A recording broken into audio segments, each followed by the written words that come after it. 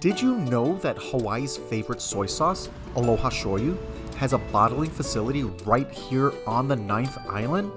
This team works together to bring the flavors of Aloha across the mainland.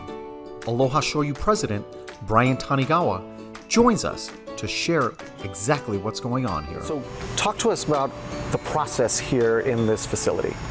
Well, Sebastian, I think from start to finish, primarily we produce the product locally here in Las Vegas, just as we do in Hawaii.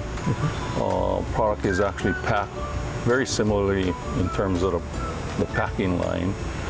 So how many gallons come out of this facility? Boy, good question. Overall, I guess maybe about 15,000 gallons per week. Wow. So it does keep us busy.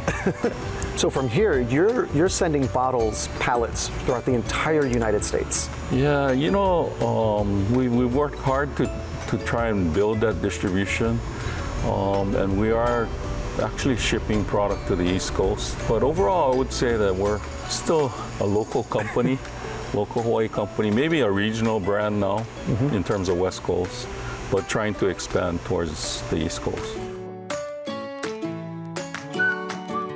Next time you're out and about, be sure to grab some Aloha Shoyu.